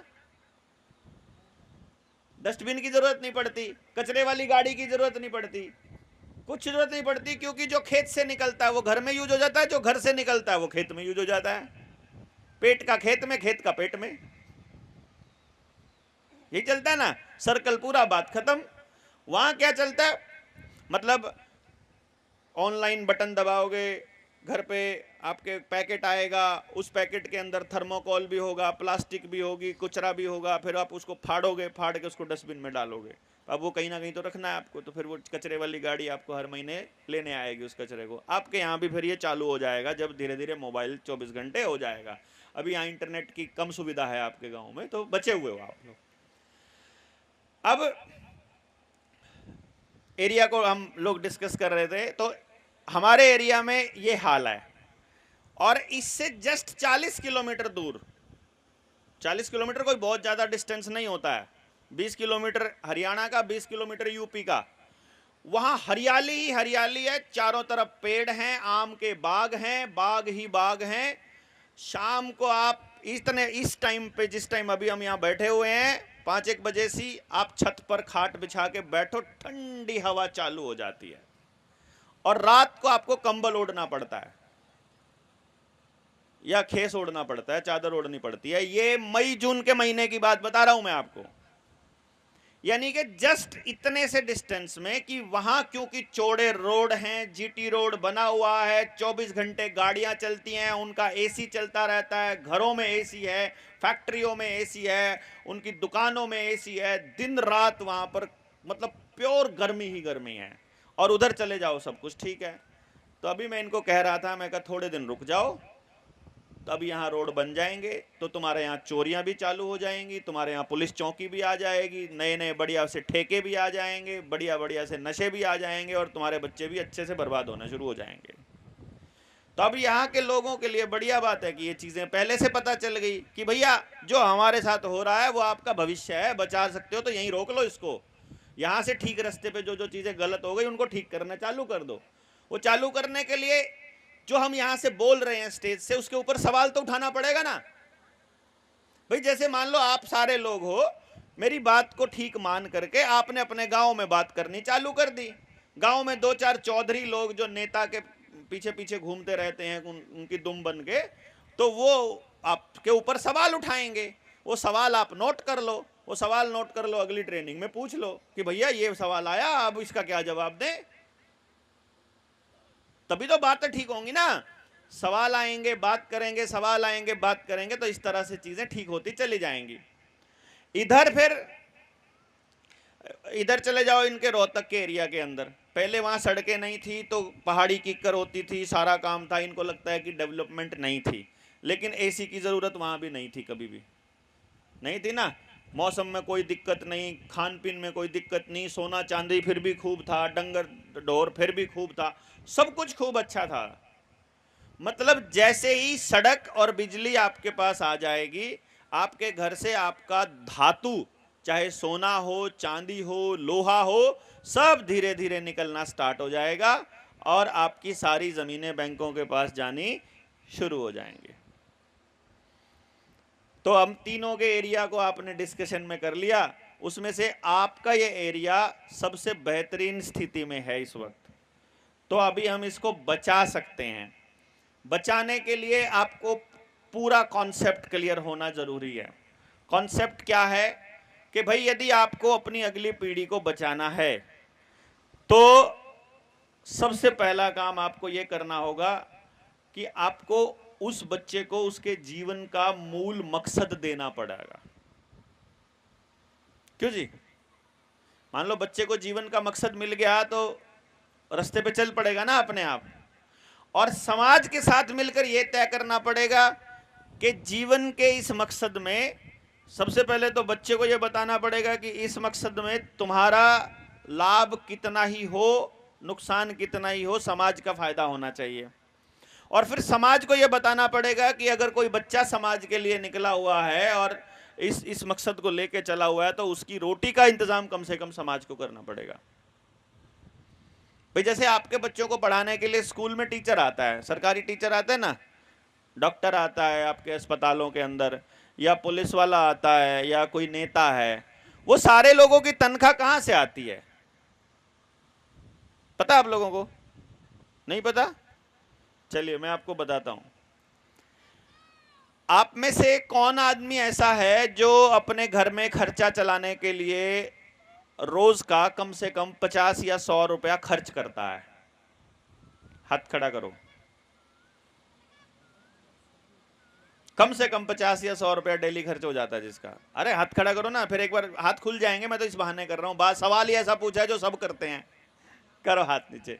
सभी करते हो ना? जब आप 100 रुपया खर्च करते हो, चाहे आप माचिस खरीदते हो, चाहे आप साबुन खरीदते हो, चाहे आप कुर्सी खरीदो, या कहीं भी खर्च करो, कहीं भी, वहां पर करीब करीब कम से कम 20% टैक्स आप देते हो, डायरेक्ट इनडायरेक्ट। मतलब जीएसटी 18% हो गया तो उसके ऊपर इनकम टैक्स और दूसरी चीजें वो जुड़ करके मिनिमम 20% और लगभग लगभग अपनी कमाई का 70% के करीब 60 से 70% आप टैक्स के रूप में देते हो। वो sale tax, income tax, GST, दूसरे टैक्सेस की फॉर्म में देते रहते हो ना, समझ रहे हो? आप उसी 100 रुपए के ऊपर कई बार 100 का 100 रुपया टैक्स दे देते हो। पता नहीं ना आपको? चलिए बताते हैं आपको कैसे। इस खेल को बड़ा कमाल का खेल है ये। आपको पता ही नहीं चलता है कि आपकी जेब से पैसा ऐसे जीरो हो रहा है, खाली हो रहा है। कैसे? मैं लेता हूं 100 रुपए का एग्जाम्पल। 100 रुपए तनख्वाह है आपकी, उसी का एग्जाम्पल ले लेते हैं। 100 रुपए जब आप लेके आते हो, मैक्सिमम सरकारी कमाई करने वाला, और आजकल तो कोई कंपनी या फैक्ट्री खोल के बैठा है, वो भी टैक्स वाली कैटेगरी में तो आता ही आता है। क्यों जी? आता है ना, इनकम टैक्स वाली कैटेगरी में। तो जो टैक्स की ऊपरली कैटेगरी है वो 30% है। इनकम टैक्स की जो कैटेगरी है ना, जितना आपका इनकम टैक्सेबल इनकम में आता है वो 30% आता है। टैक्सेबल इनकम से कम वाले को आप अपने घर के खर्चे में यूज कर लेते हो नॉर्मली, क्योंकि घर का खर्चा कितना है नॉर्मल आपका महीने का? 20-30 हजार रुपया तो होगा ना हर घर का। तो साल का 3-4 लाख रुपया हो गया ना, तो वही 5 लाख की तो टेबल है। वो तो खर्चा ही है आपका नॉर्मल, वो तो दिखाई देता है। तो 30% जब आप टैक्स दे देते हो तो 100 में से कितना रुपया आपने टैक्स का दे दिया? 30 रुपया टैक्स का दे दिया। कितना बचा? 70। इस 70 रुपए का भी आप कुछ ना कुछ खरीदते हो। खरीदते हो कि नहीं? पेट्रोल, आपके पास जो 70 रुपया बचा, आपने पेट्रोल खरीदा, डीजल खरीदा, चश्मा खरीदा, ब्रेड खरीदा, बिस्किट खरीदा, नमकीन खरीदी या दूसरी आइटम खरीदी, उसके ऊपर भी जीएसटी लगभग 20% एवरेज नॉर्म कट मोटा मोटा ले लेते हैं आप। तो 70 का 20% कितना हो गया? 14 रुपया। 14 रुपया आपका टैक्स के रूप में चला गया, उधर चला गया। बचे कितने आपके पास? उस दुकानदार के पास कितने बचे? 56-55 रुपए मान, 60 रुपए मान लेते हैं अपन, मतलब उधर से कम कर देते हैं। चलो 60 रुपया दुकानदार के पास बच गया। अब क्योंकि दुकानदार भी टैक्सेबल में आता है, दुकानदार भी तो टैक्स भर रहा है ना, जीएसटी के अलावा इनकम टैक्स तो वो भी भरता है, आईटीआर। तो 30% अगर वो उस 60 में से दे दे तो 18 रुपया वो हो गया। कितना बचा? 42 रुपया दुकानदार के पास बचा। अब दुकानदार का भी तो घर का खर्चा चलता है, दुकानदार भी तो अपने घर के लिए सामान लेकर आता है कि नहीं लाता है भाई? नहीं समझ रहे हो क्या? दुकानदार के भी बच्चे स्कूल पढ़ते हैं, उसके बच्चा भी जूता खरीद रहा है, उसका बच्चा भी चश्मा खरीद रहा है, उसका बच्चा भी कपड़े खरीद रहा है, जूते खरीद रहा है, मोबाइल खरीद रहा है, रिचार्ज करता है, खरीद रहा है कि नहीं खरीद रहा है? अब जब वो 42 रुपया उसके पास 42 बचा हुआ था, उस 42 रुपया जब खर्च कर रहा है तो वो दुकानदार भी उस 42 में से 20% तो टैक्स दे रहा है। तो 8 रुपया हो गया टैक्स का दे दिया उसने। कितना बच गया? 34 रुपया बच गया। अब वो 34 रुपया किसी दूसरे दुकानदार के पास गया, क्यों? अब वो 30% टैक्स उसमें से दे रहा है। ये आप ही वाला रुपया तो जा रहा है उधर। मैं उसी 100 रुपए को बता रहा हूं कि जो टैक्स में चला गया वो छोड़ के बाकी का कहां गया? बाकी तो जनता के पास आया, उस जनता ने जिसके पास वो गया उसने फिर उसके ऊपर टैक्स दिया, उसमें से जो टैक्स में चला गया, जो बाकी बच गया वो अगले दुकानदार के पास गया, उसने अपने घर में खर्च किया, उसने फिर टैक्स के रूप में दे दिया। मेरा पॉइंट नहीं समझ में आ रहा क्या आपको? आ रहा है ना? यानी टैक्स में जाने के बाद बाकी का जो पैसा बचा उसके ऊपर फिर टैक्स, उसके ऊपर फिर टैक्स। एक दिन ये 100 रुपया 0 रुपया हो जाएगा और आपके पास वो नोट 100 का दिखाई देगा। वो 100 का 100 जा चुका है, कागज में डिजिट में जाकर के ट्रांसफर हो चुका है सरकार को। क्योंकि जब आप देते हो तो रुपया देते हो और जब आपको मिलता है तो नोट मिलता है। ये भी बड़ा पंगा है, लोगों को समझ में नहीं आता कि यार ये क्या है, कैसे कह सकते हो? देखो जरा, है कि नहीं? गड़बड़ है ना बात में, बात में गड़बड़ है। ये कितने रुपए का नोट है? 200 रुपए का। जब मैं इसे दूंगा तो मैं 200 रुपये दूंगा, लेकिन जब ये मुझे मिलेगा तो ये 200 रुपए का नोट हो जाएगा। अब ये 200 रुपए नहीं रहेंगे। नहीं समझ आया? नहीं आया ना समझ में यार? ऐसे ये तो वही सेम चीज है ना दिखने में। देखो ये बॉटल है, ये बॉटल है, इसमें पानी है। ये मैं किसी को भी दूं, घूम करके मेरे पास आ जाए तो ये बॉटल की बॉटल है, इसमें तो कोई फर्क नहीं है ना। मैं ऐसे तो नहीं कहूंगा ना कि मैंने बॉटल दी थी, इसने मुझे कांच दे दिया, कुछ और दे दिया। बॉटल दी, बॉटल आ गई। अब ये 200 का नोट दिया, 200 का नोट लिया ना, मैंने 200 रुपए दिए और 200 का नोट मिला। मैं स्टेटमेंट ये बोल रहा हूं, ये कॉन्ट्राडिक्टरी स्टेटमेंट समझ में नहीं आती लोगों को, क्योंकि ये बड़े लेवल की बात है। तो ये यहां पर बैठकर ही समझ में आएगी जनता सरकार मोर्चा की ट्रेनिंग में ही। ये बड़े लेवल की क्यों है, इसको समझो आप। आपको ये रुपए फ्री में मिलते हैं या किसी चीज के बदले मिलते हैं, पहले ये बताओ। आप जब इनको कमाते हो तो क्या क्या चीज आपको देनी पड़ती है इसके बदले में? या तो आप पूरा दिन दिहाड़ी करके आते हो, यानी अपने शरीर की मेहनत। मेहनत कहां से करी भाई? शरीर से करी। शरीर में मेहनत कहां से आई? शरीर में मेहनत आई अनाज से, रोटी खाई, दूध पिया। वो अनाज में मेहनत कहां से आई? वो धरती से। धरती में कैसे? कि हमने खेत में अनाज उगाया था। अनाज उगाया था तो उस अनाज को उगाने में भी तो मेहनत करी थी, यानी हमारी उन अनाज को उगाने में मेहनत लगी, तब अनाज बना।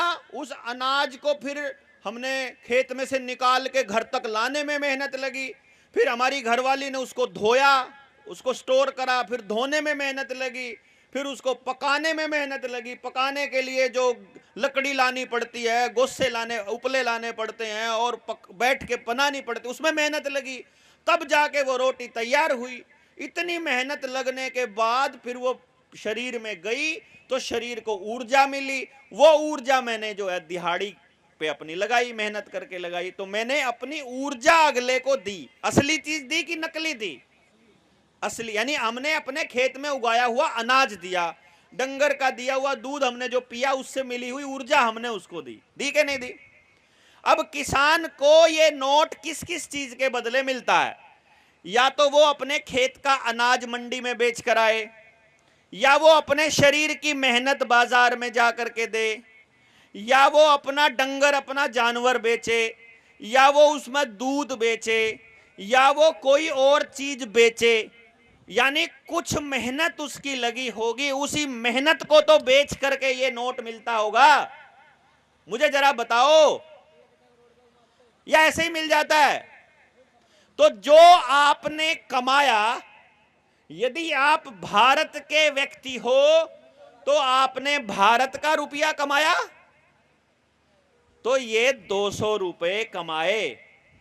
तो सरकार ने ये कहा या बैंक ने ये कहा कि तुम ये नोट ले जाओ अभी के लिए।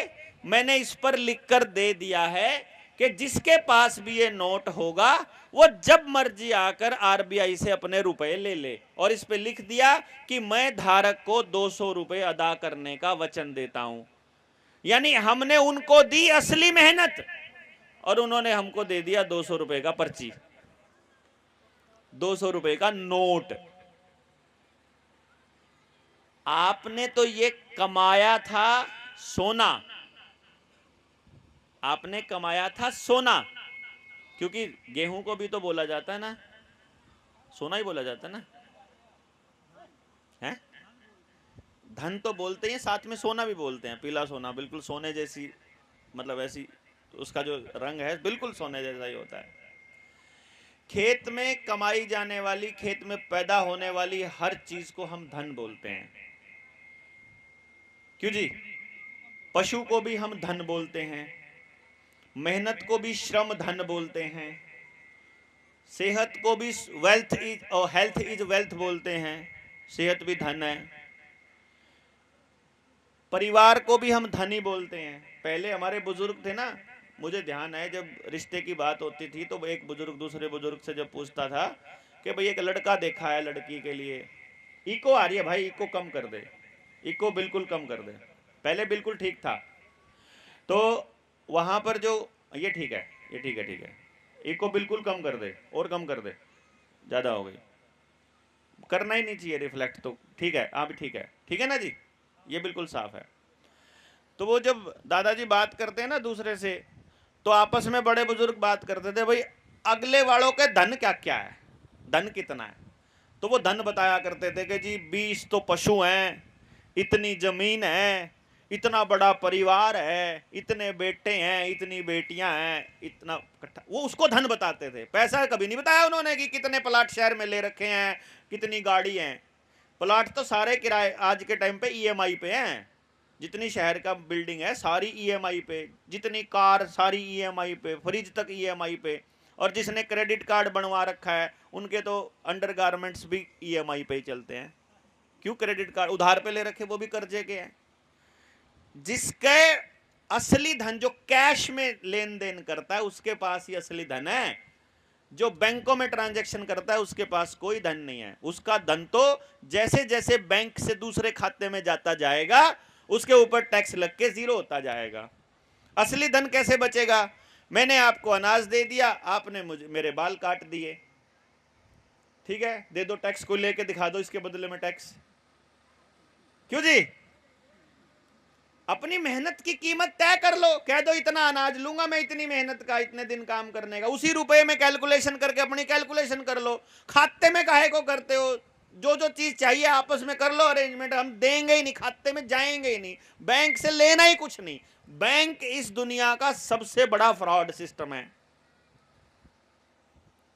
और जो हमारे मुस्लिम भाई यहां बैठे हुए उनको तो पता ही है, उनके तो कुरान में तो हराम ही है, बैंकिंग का पूरा ब्याज का सिस्टम ही हराम है पूरा का पूरा।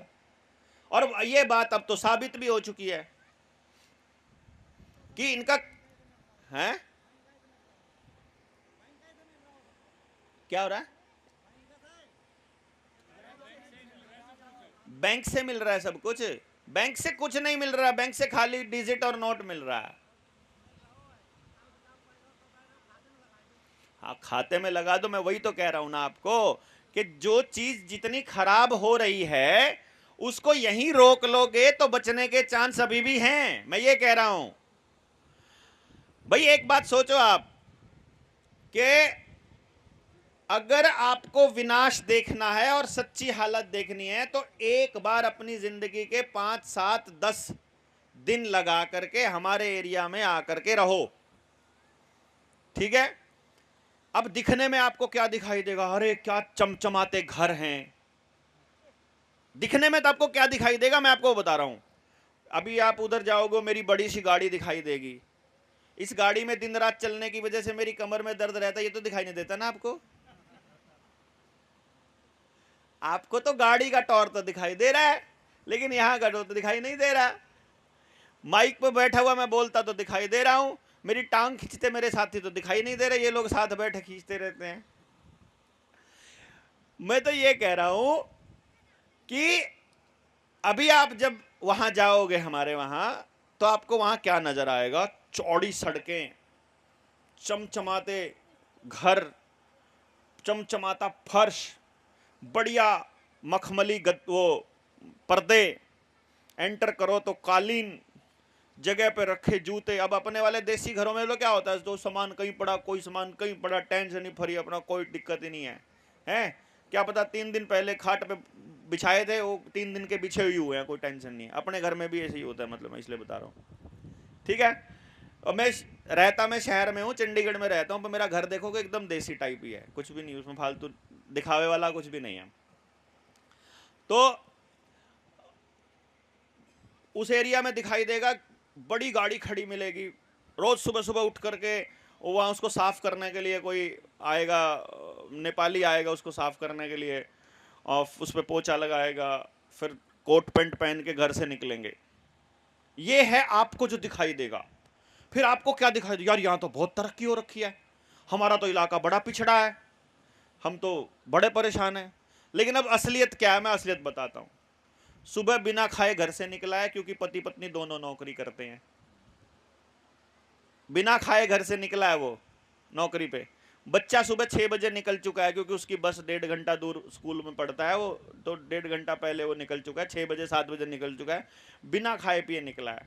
आप लोग तो चलो फ्रेश होने के लिए खेत वगैरह में चले जाते होगे, वहां का आदमी तो उसी कमरे में हगता है जहां पे खा रहा होता है, तो इसलिए उसका पेट भी साफ अच्छे से नहीं होता है, क्यों, पैदल तो चला ही नहीं, अच्छे से कुछ किया तो है ही नहीं, तो अंदर बदहजमी है, अंदर पेट में उसके कब्जी है, कब्ज हो रखी है, सुबह खाना मिला नहीं है, बच्चा स्कूल में जा चुका है, वो बैठ करके बच्चा भी खेलता कुछ नहीं है। अच्छा, वो जो एसी चला हुआ है उसका बिल बहुत ज़्यादा आया हुआ है, 10,000 रुपये बिल आया हुआ है, यार इतनी तनख्वाह बचती नहीं है। ऊपर से ईएमआई, मोबाइल की भी ईएमआई देनी है, मोबाइल का बिल भी भरना है उसको, ऊपर से बच्चे की स्कूल की फीस भी है, ऊपर से कार की ईएमआई भी देनी है, मकान की ईएमआई भी देनी है, बहन की शादी भी आ गई थी और रिश्तेदारों के पास भी जाना था, और बहन और दूसरी जगह पर भी जाना था, वो खर्चा है ही नहीं है।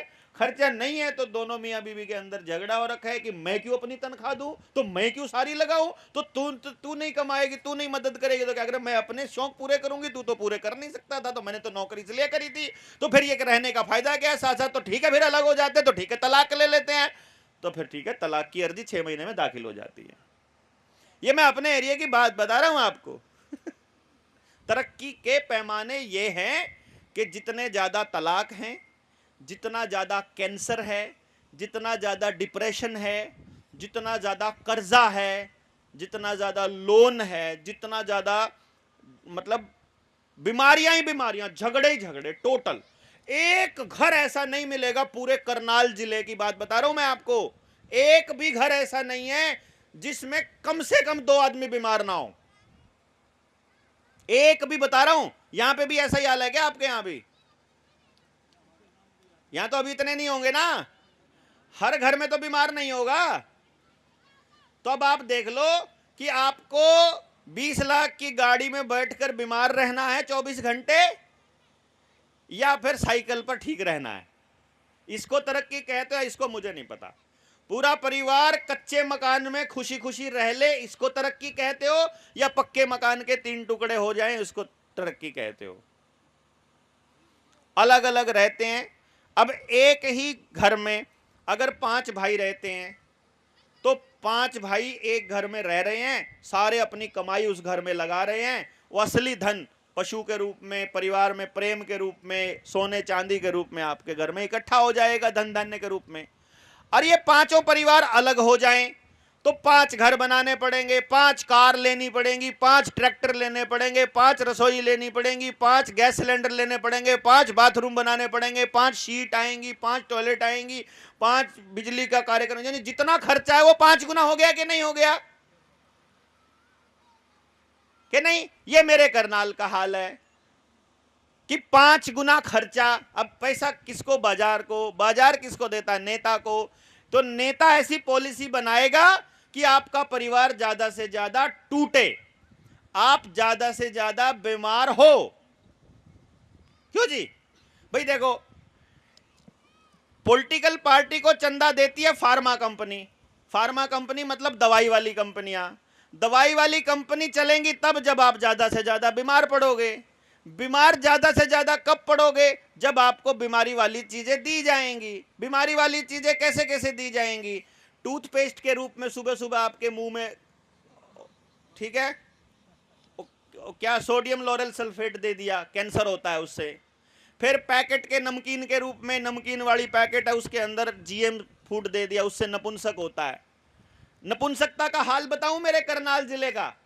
2023 की आंकड़ा जो 24 में आया था, 24 वाला अभी आया नहीं है, जून तक आएगा, इसलिए उसी को इस्तेमाल करना पड़ रहा है। 1 लाख कितना? 34,000, 38,000, 1,38,000 बच्चा आईवीएफ से पैदा हुआ है।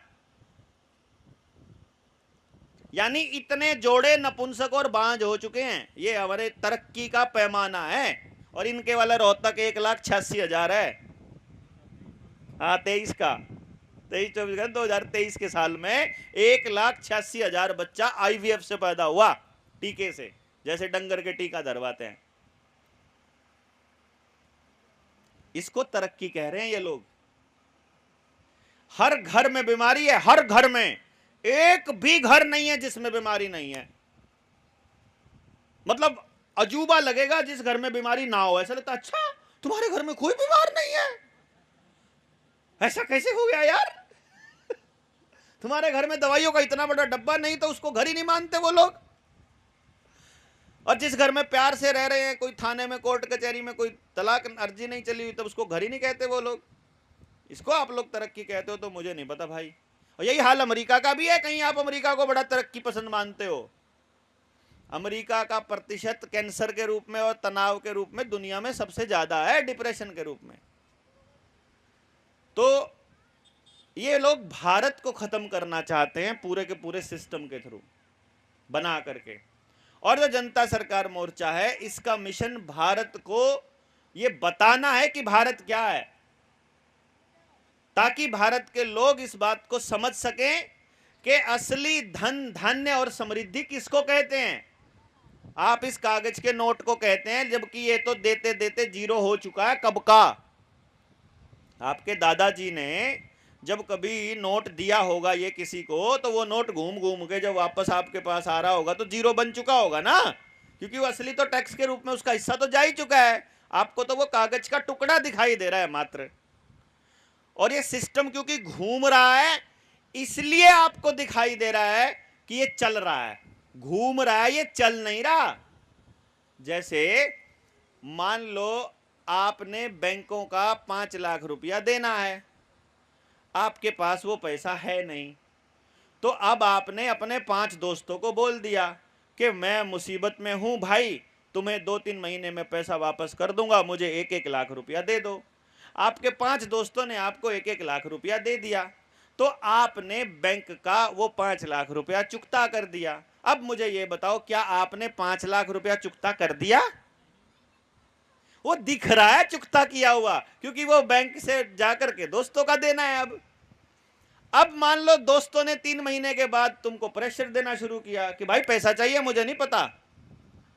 अब आपके पास उसको देने के लिए नहीं है, तो अब आप और 5 दोस्तों से बात कर लो कि भाई तुम दे दो, भरोसा टूटेगा नहीं तो आपस में समाज का। तो उनसे लेकर के उनको दे दिया, तो क्या आपने चुकता कर दिया? वो दिया थोड़ी है, वो तो ऐसे का ऐसा ही है भाई।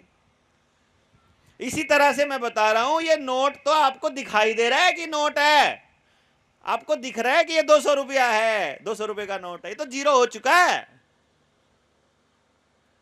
हां, कमाल की बात यह है कि हमारा देश का आदमी इस बात को नहीं समझ रहा। मैंने आपको 1 किलो अनाज दे दिया, 1 किलो अनाज देने के बाद आपने वो 1 किलो अनाज खर्च कर दिया। खर्च करने का मतलब खा लिया। क्या अब आप उसको दोबारा भी खर्च कर सकते हो? तो फिर इसको कैसे कर सकते हो भाई दोबारा? इसको जब खर्च कर देते हैं, जब यह खर्च ही हो गया, आदमी खर्च हो जाए तो मतलब मर गया, अनाज खर्च हो जाए तो मतलब खत्म हो गया, रुपया खर्च हो जाए तो झुका तो रहेगा। अरे इसका भी तो कुछ होता होगा। ये जो गरीबी चारों तरफ फैलती जा रही है, इसका कारण है कि ये खर्च हो चुका है, लेकिन आप उसे मान रहे हो कि ये खर्च नहीं हुआ है। लाश लिए ढो रहे हैं, लाश ढो रहे हैं, लाश। इसीलिए बोझ ज्यादा बन गया है हमारे ऊपर, परिवारों के ऊपर। इसलिए इसको समझना जरूरी है। इसलिए क्या है, जो चीज खर्च हो ही गई तो भैया असली खर्चा चालू करो ना। अगर सामान के बदले सामान भी गांव राम शुरू कर दे और इस बात को समझ ले कि भैया जो रुपया और बैंकिंग है ये पूरे गांव को बर्बाद करेगी, नहीं देखना है। अगर नहीं यकीन है तो हमारे गांव में आकर देख लो, पड़ोसी का मुंह से बात भी नहीं करता, बूट सूट कितना ही तगड़ा पहनता हो, भाईचारा बिल्कुल 0 लेवल पे जा चुका है। पॉलिटिक्स इतनी एंटर कर चुकी है, नफरत ही नफरत घुस चुकी है, बीमारियां ही बीमारियां घुस चुकी हैं। वैसा ही बनाना चाहते हो तो इनके हिसाब से चल पड़ो, और अगर वैसा नहीं बनाना चाहते हो, अपने भारत को, अपने गांवों को वैसे बचाना चाहते हो, तो बैठकर दोबारा चर्चा चालू करो। आज आपके यहां पंचायती सिस्टम बचा है, भाईचारा बचा है, तो बैठकर चर्चा करने में क्या जाता है। अगर यहां वाले बात नहीं करने, क्योंकि देखो तहसीलदार को तनख्वाह चाहिए, पुलिस वाले को तनख्वाह चाहिए, सरकारी डॉक्टर सरकारी मास्टर को तनख्वाह चाहिए। उसको तनख्वाह चाहिए तो वो भाषा बोलेगा जिस भाषा के लिए उसको ऊपर से बोलकर बोला गया है। चाहे बैंक वाला हो चाहे कोई भी हो ना, वो तो क्या बोलता है, भाई तुमको ये करना पड़ेगा। हम बोलेंगे ये सही नहीं है, बोला सही गलत का मुझे नहीं पता, मुझे तो नौकरी करनी है। ऐसे ही बोलता ना वो अपनी नौकरी का हवाला दे देता है आपको, और फिर आप सोचते हो यार इसकी नौकरी क्यों खराब करनी। अभी कल एक पुलिस वाला बोल रहा था, बोला हमारा तो ऊपर से आदेश है, एसपी का आदेश आया हुआ है। वो उस तो तुम्हारे वाले केस में मेरा एक बार तो मन कर रहा था मैं उसे कह दूं, एसपी कल को कह देगा किसी की लड़की उठा के लानी है तो तुम उठा लाओगे। भाई एसपी का आदेश गलत भी तो हो सकता है, तुम गलत चीज को काउंटर क्यों नहीं करते हो। तुम ऐसा कैसे कह सकते हो कि अधिकारी ने गलत आदेश दे दिया जबानी और तुमने उसको चुपचाप मानना है। इसका मतलब तुम बेईमान हो तभी मानते हो तुम ऐसी किसी चीजों को।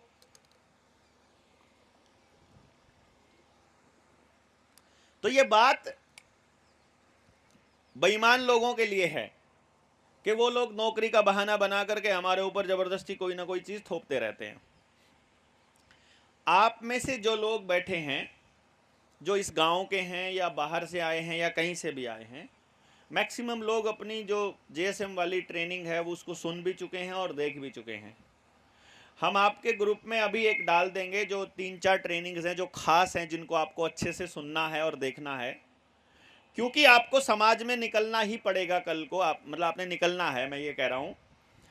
अगर आपने समाज में निकलना है तो आपका दिमाग एकदम स्पष्ट होना चाहिए। बाकी दुनिया की जवाबदेही हमको नहीं है, हमारी जवाबदेही है जिनके साथ मिलकर चलना है उनको तो कम से कम उनके तो डाउट्स कम से कम क्लियर करें। तो कल का जो दिन है आपने क्या करना है, अपने डाउट्स, अपने कोई भी डाउट है उनको नोट करके रखना है। कोई भी शक है वो रख लो। वो जो ट्रेनिंग है चाहे वो रुपए वाली है चाहे दूसरी है, वो मैं आपको अभी लिंक ग्रुप में डाल देंगे। आपके उस लिंक को ग्रुप में डालने के बाद आपके पास वो आ जाएगा। जिसके पास अभी समय रहेगा अभी सुन लेगा, जिसके पास अभी नहीं रहेगा वो घर जा करके सुन लेगा। क्योंकि आपको समाज के सवालों के जवाब देने हैं, मैक्सिमम चीज़ों का जवाब आपके पास होना चाहिए। और इससे अगले नंबर पर आपको क्या करना है कि कल यदि आपके सवाल आते हैं ज़्यादा तो आपके सवालों के जवाब भी हो जाएंगे अगले सेशन के साथ में। अगर जवाब आएंगे कम तो फिर कल का सेशन जो ले लेंगे वो उसी में से एक चीज़ देख लेंगे कि सुबह से लेके रात तक और जन्म से लेके मरण तक कैसे आप लोग कंपनियों के लिए ही काम कर रहे हो, दिन रात 24 घंटे लग करके। और अगर इससे पीछा छुड़ाना है तो एक बार इस पूरे मसले को समझ लो, क्योंकि समझ में ही समाधान है। और बच्चों को तो कुछ पता है नहीं, बच्चों को ज्ञान देने का काम तो अगली पीढ़ी को ही करना है। अगली पीढ़ी के पास ईएमआई चुकाने के अलावा दूसरा रास्ता नहीं बचा है। तो ईएमआई चुकाने के अलावा भी बहुत सारे काम हैं, बैंकों वाला मसला निपटाने के अलावा भी बहुत सारे काम हैं। तो वो वाला कागजी कार्रवाई हम लोग कर लेंगे, पब्लिक में जाने का काम आपको करना पड़ेगा। अभी 4 तारीख के बाद में हम लोग प्लान कर रहे हैं मेरे गांव से उस मुहिम को शुरू करने का। फिर से जो 20-20 लोग जोड़ने वाली मुहिम थी ना, कि आपको 20 लोग जोड़ने हैं, तो वो कैसे जोड़ने हैं। मान लो आप कहोगे यार कोई बात ही नहीं करता, कोई जुड़ता ही नहीं, हम कैसे जोड़ें। तो फिर उधर आ जाओ, हमारे वहाँ जो ट्रेनिंग प्रोग्राम चलेगा उसमें प्रैक्टिकल देख लो कि भाई कैसे जोड़ने हैं। क्यों जी, भाई ऐसे जोड़ने हैं, ये तरीका है और ये जोड़े रखने का तरीका है। आपके पास कोई भी स्किल है, कोई भी काम है, उसको आगे बढ़ाएंगे। मकसद आपको क्लियर होना चाहिए कि भाई आपका व्यक्तिगत मसला जब हल हो जाए तो मोर्चे से जुड़ने का हमारा मकसद क्या है, जो मोर्चे का मकसद है। हमारा मकसद ये है आने वाले टाइम में हम किसी भी नाम से जाने जाएं, लेकिन क्योंकि जनता सरकार मोर्चा का मिशन और विजन तो इस ट्रेनिंग ने ही दिया है ना पूरे देश को। क्यों जी, मान लो ये ट्रेनिंग सेशन ना हो 3 दिन का, तो किसी दुनिया में किसी को पता ही ना हो कि ये लोग क्या काम करते हैं, क्या मिशन है, क्या विजन है, क्या तरीका है, क्या लड़ाई है। तो वो मिशन और विजन बिल्कुल स्पष्ट है हमारा, और उसी मिशन और विजन पे हम लोगों को रहना है। वो ये है कि ये जो जल जंगल जमीन और जानवर की जो लड़ाई है, रोटी बेटी माटी की, इस लड़ाई को, इस हक को और इस सम्मान को हमने अपने पास अपने गाँव के अंदर रखना है। और दूसरा शिक्षा, स्वास्थ्य, न्याय, राजनीति, खेती और धर्म, यहाँ से हमको पूंजीवाद का खात्मा करना है। अब पूंजीवाद का खात्मा इतना आसान नहीं है। आपके एरिया में पूंजीवाद अभी इतने लेवल पर एंटर नहीं किया है, लेकिन अगर आपके घर घर में मोटरसाइकिल और घर घर में मोबाइल और इंटरनेट यदि आ गया है तो इसका मतलब है पूंजीवाद अब आपके घर में भी एंटर करने ही वाला है। बस एक बार वो एंटर किया, फिर परिवार पीछे हो जाएगा और कंपनियां आगे आ जाएंगी। आपको देखना है कि आपको परिवार को आगे रखना है, सेहत को आगे रखना है, खुशी को आगे रखना है, प्रकृति को आगे रखना है, या फिर पूंजीवाद को आगे रखना है, पैसे को और दिखावे को आगे रखना है। ये आप लोगों ने तय करना है। तो हम कल का सेशन जो है वो इस पार्ट पे हम लोग करेंगे, और आप सब लोग मोर्चे के इस विजन को अच्छे से समझ लेंगे कि भाई हम लोग जो हैं, ना तो हम किसी के समस्याओं के ठेकेदार हैं, ना ही हम जिम्मेदार हैं। भाई आपकी समस्या की जिम्मेदारी हमारी तो नहीं, हमने तो नहीं दी ना आपको ये समस्या। एक भाई नाराज हो गया था मेरे से, मैंने कहीं कह दिया होगा, मुझे पता नहीं, हालांकि मैं ऐसे जबान बोलता नहीं हूं, पर कहीं कह दिया होगा। पर मैंने बैठ के एक बार सोचा, वो बोला वो नाराज हो गया तेरे से। मैंने कहा किस लिए नाराज हो गया? बोला वो कह रहा था कि मेरा लोन का मसला था, ये था, आप पता नहीं गुस्से में थे, आपने कह दिया मेरे से पूछ के लोन लिया था क्या। तो भाई देखो बात तो सच्ची है, पर ठीक है, हो सकता है उस वक्त वो अगला परेशान था और मैंने कह दिया होगा कि भाई चलो, लेकिन बात तो सच्ची है। आप में से जिसका लोन का मसला है, भाई मेरे से पूछ के तो नहीं लिया था आपने। और अब बैंक वाले आपके घर की कुड़की करने वाले हैं, उसमें भी मेरी कोई गलती नहीं है। क्यों जी? मोर्चे की तो कोई गलती नहीं है ना। कोई भी आदमी जो इस मसले पर परेशान है, उसमें मोर्चे की गलती नहीं है। अब आपको पता चला कि मोर्चे के पास इसका कोई समाधान हो सकता है, तो ज्यादा से ज्यादा अपन ट्राई करेंगे। उस ट्राई में क्या है, हमारे पास क्या है, नॉलेज है, कागज है, वही तो दे सकते हैं आपको। आपकी ठेकेदारी कैसे ले लें भाई? भाई जो आप हमको दान देते हो वो काम करने की फीस नहीं है, हम ये बता रहे थे। उस बंदे को ये बता रहे थे कि जो तुमने हमको सहयोग राशि दी है, जो तुमने हमको दान दिया है, वो हमको खरीद नहीं लिया है। क्यों जी? गलत तो नहीं कह रहा हूं ना? उस पर वो नाराज हो गया बेचारा। तो मैंने कहा गलत निकल गया होगा भाई मेरे मुंह से, लेकिन बात यह है हम लोग सहयोगी हैं एक दूसरे के। हमने बीच में आपके एक मुद्दा रखा कि ये बैंकिंग सिस्टम फ्रॉड है। जब ये फ्रॉड है तो आप फ्रॉड के चक्कर में क्यों फंसते हो? और जब आप फंसी गए हो तो लड़ लो, लड़ने का रास्ता हम बता देंगे, लेकिन लड़ना तो आप ही को पड़ेगा ना भाई।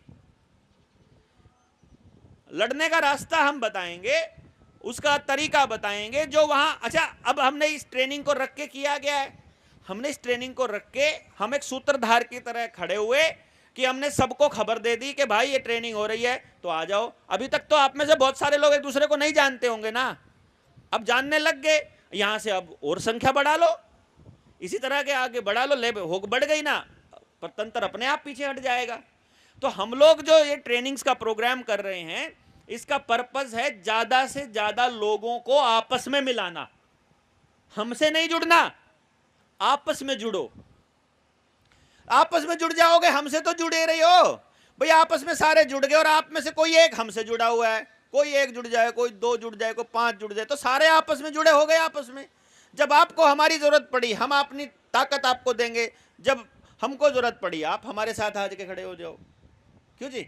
जिसके लिए संभव हो। इसीलिए कॉल देते हैं हम लोग, ओपन कॉल देते हैं कि भाई ये प्रोग्राम कर रहे हैं, जिस जिस साथी को आना है, सारे साथियों से ऊर्जा लेनी है, पहुंच जाओ। ऊर्जा देनी भी है और ऊर्जा लेनी भी है। जब हम इकट्ठे होते हैं तो खाली ऊर्जा लगती थोड़ी है, मिलती भी तो है। जब आप सारे इकट्ठे हुए हो तो एक दूसरे से हिम्मत भी तो मिलती है, साथ भी तो मिलता है। ये थोड़ी है कि आप खाली अपनी ऊर्जा देते देते हो। हम यहां आए हैं, हमने थोड़ी खाली अपना समय दिया है। अगर यहां 200 लोग बैठे थे दिन में, तो 200 लोगों का समय मिला भी तो है हमको।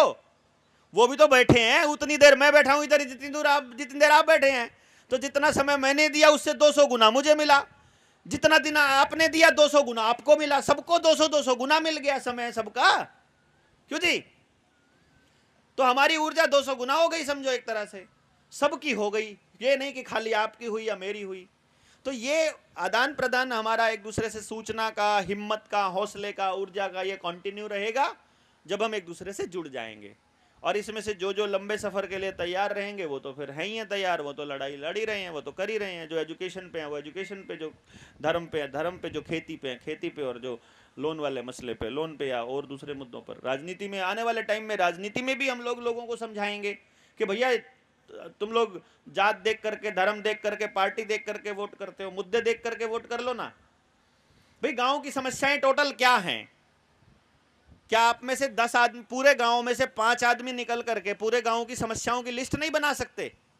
बना सकते हैं ना। घर जाओ, एक घर जाओ, अगले घर से पूछो बताओ समस्या क्या है। अगला बंदा कहता है जी मेरे बच्चे की फीस ज्यादा है, प्राइवेट स्कूल में पढ़ना पड़ता है, लिख लो।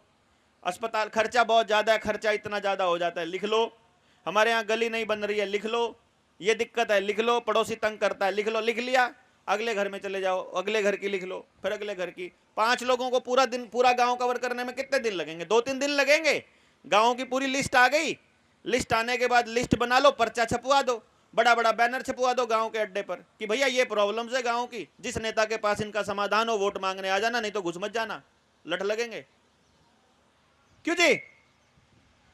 आपकी वोट चाहिए तो मेरी वोट की, मेरी समस्या का समाधान कर दो, बात खत्म। मुझे नहीं, मुझे कोई मतलब नहीं कौन किस पार्टी का किसका, हमें कोई मतलब नहीं। पहले अपना आदमी भेजो, वो हमारे 5 लोगों की कमेटी से बात करेगा कि तुम्हारे पास क्या समाधान है पहले बताओ, और फिर आकर के पूरे गांव को प्रॉमिस करके जाओ और हमको एफिडेविट पे लिख करके देके जाओ, तो तुमको वोट करेंगे, नहीं तो पूरे गांव का बहिष्कार, बात खत्म, निकलो। नेता चाहिए ही नहीं। हम अपना, जब हमको ही सारा धक्के हमको खाने हैं, गालियां हमको खानी है, लड़ाई झगड़े हमको करने हैं, सिरदर्दी हमको लेनी है, प्रशासन से हमको भिड़ना है, जब सारा ही काम हमको करना है, तो तुमको हम क्यों दे कुछ भी? वोट भी क्यों दे, टाइम भी क्यों दे तुमको? निकलो बाहर। क्यों जी? अपने आप पसीने आएंगे सब नेताओं को, सारी पार्टियों को। प्रॉब्लम के सलूशन ऐसे होने शुरू हो जाएंगे। समझाएंगे ना फिर, लेकिन गांव वालों को, गांव को बताएंगे नहीं कि भाई समाधान हो सकता है, चिंता मत करो, हो सकता है। तब तक कैसे पता चलेगा? एक एक चीज के ऊपर अपन लोग काम करेंगे। फिलहाल तो हम लोग उन्हीं लोगों को देख रहे हैं कि जिनको बात समझ में आ रही है कि कितना बड़ा मिशन है। जो मिशन है वो बहुत बड़ा है, तो इसलिए इस लंबे मिशन पे मैं तो ये उम्मीद करूंगा कि हम सारे लोग मिलकर के साथ चलेंगे, और जैसे जैसे आपका साथ आता जाएगा वैसे वैसे हमारी हौसला हिम्मत बढ़ती जाएगी, वैसे वैसे हम लोग बड़े बड़े तंत्रों से लड़ने का, उलझने का निर्णय ले पाएंगे। तो आप सबका यहाँ बैठने पर, आने पर और इस कार्यक्रम को सफल बनाने पर साधुवाद भी, आप सबका बहुत बहुत धन्यवाद भी। जय हिंद, जय भारत।